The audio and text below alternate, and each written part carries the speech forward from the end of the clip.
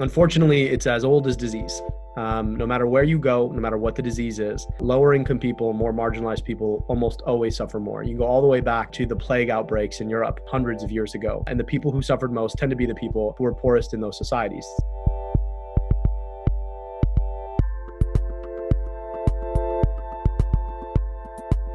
We're with Dr. Abdul El-Sayed, former Detroit public health director, among a whole lot of other things. First of all, where are you right now? Well, I'm in my in-laws' basement in Shelby Township. Sarah, my partner, is a doctor, and she's doing all of her visits via telehealth, and I'm working as well. And so we have a 2-year-old, and my mother-in-law very graciously cares for her while we work. And it's the moments that we're in. So we're holed up here, quarantining together with my in-laws. We sort of moved back here about 3 weeks ago and have been here ever since. It's the sort of state of play, I think, for a lot of folks in the context of this pandemic. Well, let's talk about the numbers here in Michigan. What's our trajectory here? When's the peak going to happen?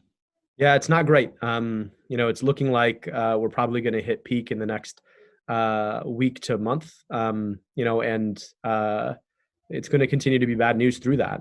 This is a really scary moment, and people are right to feel anxious. But we will get through it. And if we are able to do what it takes to protect all of us, we can blunt that peak, reduce the loss of life, and hopefully get us back to a place where we can get back to engaging with our lives in the way that we have become so used to. But right now, it's a challenging moment, and that peak is real, and it's on its way.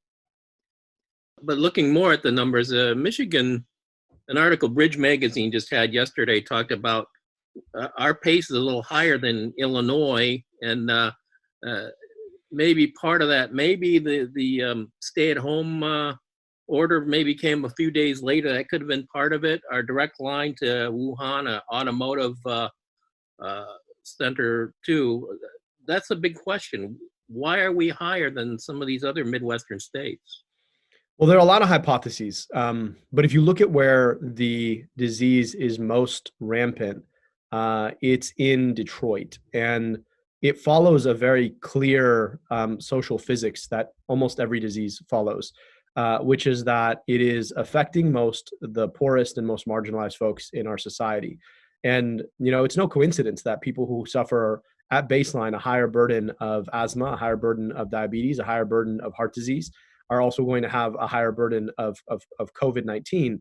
And a lot of that is because of our public policy. The challenge of deep poverty in a community like Detroit is that people live without basic access to resources that a lot of folks in our country get to take for granted, whether that's running water in your home, that's the ability to pay your rent, that's a job that will be there for you even if you have to stay home and work from home.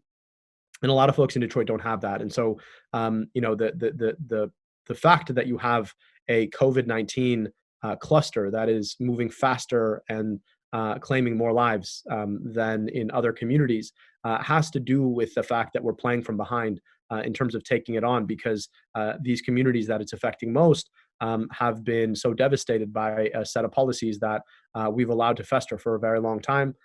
That have left them poorer and left them more marginalized and left them without the resources that can protect folks from disease in general. Is that kind of a new story, looking at more impoverished folks being more susceptible to disease like this? Have we seen this in history? Unfortunately, it's as old as disease. No matter where you go, no matter what the disease is, lower income people, more marginalized people almost always suffer more. You go all the way back to the plague outbreaks in Europe hundreds of years ago. And the people who suffered most tend to be the people who are poorest in those societies, simply because your resources are often in a moment like this going to be deployed to protect you. You take an extreme example, but you've got David Geffen, who's extreme social distancing on his yacht in the middle of the ocean. The rest of us don't have yachts in the middle of the ocean, so we're hanging out in our basements. But even then, right, if you're someone who is at risk of losing their home because you can't make rent because you work an $11 an hour job, you may have to go and socially distance with a family member. You've got 12 people potentially in the home, and you're as vulnerable as the most vulnerable person there. We talk about washing your hands with warm soapy water for 20 seconds. Well, if you don't have running water, you can't do that. And so, this is a story that's as old as time, but we don't report it. We don't talk about it because we tend to want to disaggregate the physical and health consequences of our decisions. But really, we all live in the same world. And when we make economic decisions that rob people of basic resources, the consequences include consequences for health. There's, a reason why if you drive from Bloomfield Hills to Detroit, you're driving 6 years difference in life expectancy. That's not because there's any difference in biology. It's because there's a big difference in social access and resources. So this really just does fit in with statistics and science and everything else that we see in terms of health. That's right. And the pieces of the puzzle all fit. Just think about this at baseline. In Detroit, there's threefold the probability of asthma hospitalizations in the rest of the state. We know that COVID-19 preys disproportionately on the lungs, right? The reason people die of COVID is because they can't breathe. That's also the reason people die of asthma. And so now when you're hit with the 1-2 punch of COVID-19 and asthma, you ask how much worse is it going to be in a population that has a higher baseline level of asthma. It just makes sense. And then you ask, why do those folks have such bad asthma? Well, they're disproportionately likely to breathe air that's been poisoned by factories that are in their communities. There aren't factories in Bloomfield Hills. There are many factories in Detroit. And so, these are social decisions. These are political decisions that we make all the time that leave some people more susceptible to disease than others. A little bit about the testing, the science and technology moving on with testing. It seems like we're seeing new stuff coming out every day. Oh, this thing can figure out in 15 minutes whether you've got it or not. What do you think about all of that? Are we doing well in that regard? I mean, there's no secret that we've been behind on testing, and it's great that there's new testing that's coming on board. My hope is just that people get it to the people who need it most. One of the principles of the book that I just wrote, it's called Healing Politics, focused on this epidemic of insecurity, is exactly this point, is that people who suffer the most tend to be the folks for whom the systems of politics and the systems of economics tend to marginalize them. And then on top of that, when you have new modalities that come in, they don't tend to go to everybody equally, right? They don't tend to flow to the people who need them most. They tend to go to the people with the means to be able to procure them. And so, early on in this outbreak in the United States, you had 8 NBA teams that got themselves and their whole staff tested. And you've got folks on the front lines who couldn't get tests even though they were exhibiting symptoms. And so, this is just how the world, unfortunately, works when you decide that everything should be behind a paywall. Is that people who can reach the paywall get the things, and the people who can't, don't. Well, thanks for talking. I appreciate it. Dr. Abdul El-Sayed, speaking from a basement somewhere in Michigan.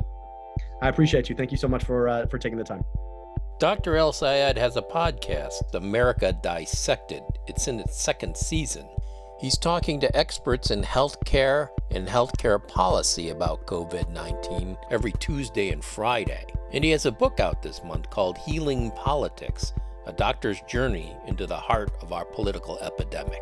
You can find more at onedetroitpbs.org or subscribe to our social media channels and sign up for our One Detroit newsletter.